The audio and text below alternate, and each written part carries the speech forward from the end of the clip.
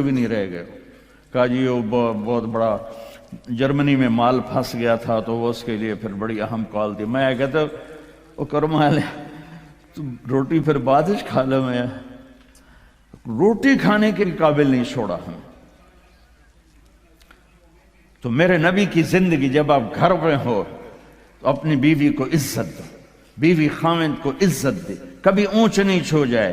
یہ دنیا ہے, یہ جنت نہیں ہے, یہاں اونچ نیچ ہوگی. علی و فاطمہ سے بڑھ کے کون سا گھر لاؤں میں آپ کے سامنے. میرے نبی گھر میں داخل ہوئے بیٹی کے تو دیکھا آپ ذرا غمگین بیٹھی ہیں, تو آپ نے پوچھا بیٹی کیا ہوا؟ کہ جی میرا اور علی کا جھگڑا ہو گیا. تو آپ نے فرمایا علی کدھر ہے؟ کہا جی باہر نکل گئے. تو اب یہ نہیں آپ نے کہا کہ میں تو سسر ہوں, میں کیسے کہوں میں اپنے داماد کو ڈھونڈوں.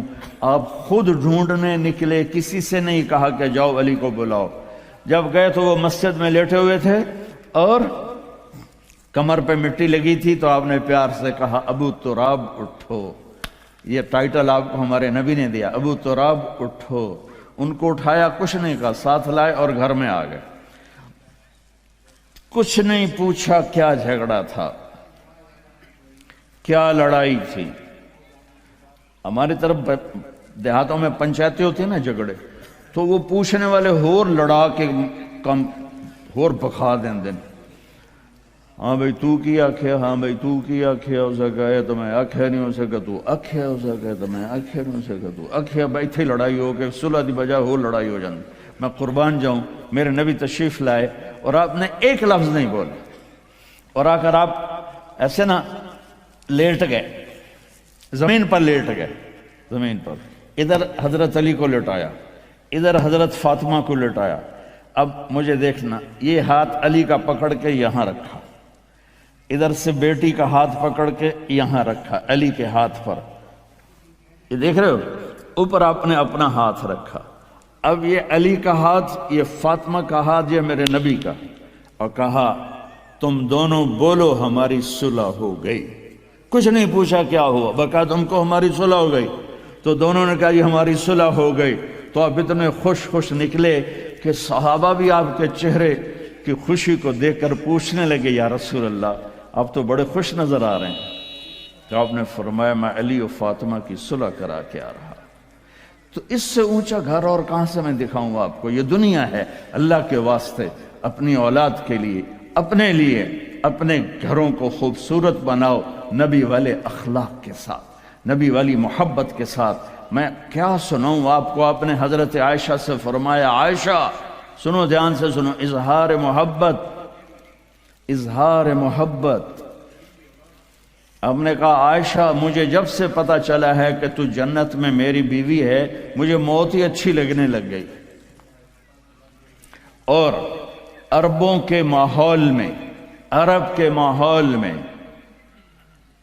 عرب کے ماحول میں کوئی یہ کہتا مجھے بیوی سے عشق ہے تو عیب سمجھتے تھے, اور کوئی کہتا میری محبوبہ ایسی تو کہتے واہ واہ.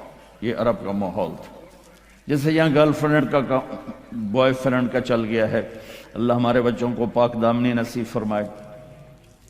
تو عرب اس میں نا کوئی نہیں جھجکتے تھے, کھلم کھلا. وَهَلْ تَبْكِينَ, اپنے لیلا مجنوں کا نام تو سنا ہوا ہے, یہ صحیح لوگ ہیں, ساڑھے ہیر رانجے تو سارے کوڑے کسے ہیں. تو وَهَلْ تَبْكِينَ لَيْلَا إِذَا مِتُّ قَبْلَهَا وقام على قبر النساء النوائح كما لو أصاب الموت ليلى بكيتها وجاد لها دمع من العين صافح. میں نے 2 شعر پڑھے, ہر شعر میں وہ لیلا کا نام لے رہا ہے, لیلا کا نام لے رہا ہے. یہ کلچر تھا عرب کا کہ معشوقہ سے محبت کا اظہار فخر, اور بیوی سے محبت کا اظہار اور تو رن مرید ہو گیا, تو زن مرید ہو گیا. یہ ماحول سمجھ میں آ گیا ہے.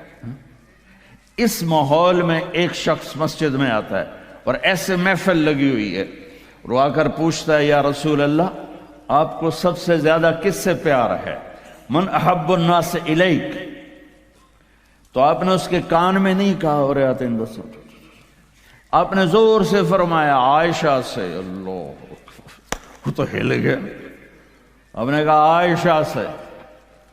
اس کو تو توقع نہیں تھی، تو گھبرا کے کہنے لگا یا رسول اللہ میرا یہ مطلب نہیں تھا، میرا مطلب تھا مردوں میں کس سے زیادہ پیار ہے؟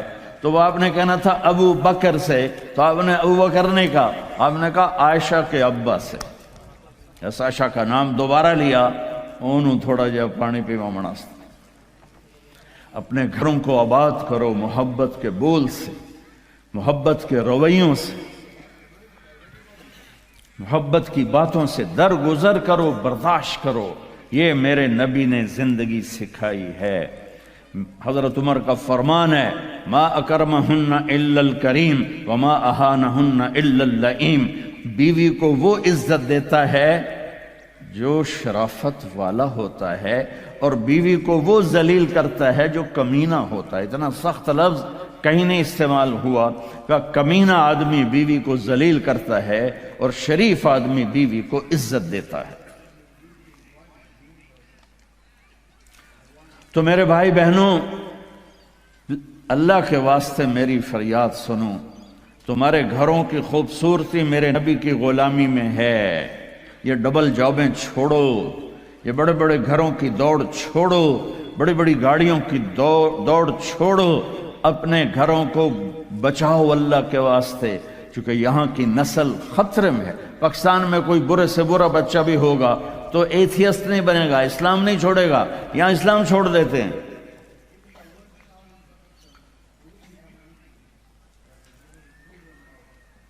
میں آپ کو اپنے گھر کی بتا رہا تھا، ایک بچہ مجھے ملنے آیا، کہنے لگا جی میں نے پورے پاکستان میں ٹاپ کیا ہے ایف ایس سی میں، اور کنگ جو ٹاپ کرتے ہیں وہ کنگ ایڈورڈ میڈیکل یونیورسٹی میں جاتے ہیں۔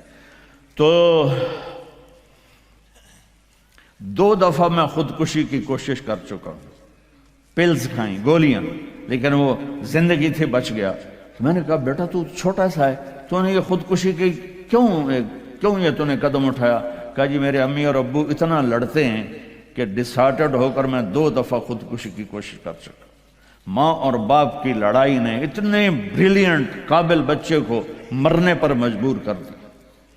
کوئی بھوک نہیں تھی، سوکھے تھے، اچھا خوشحال گھرانہ تھا، لیکن خامد بھی بد زبان، بیوی بھی بد زبان، تو بچے خودکشی پہ آ گئے۔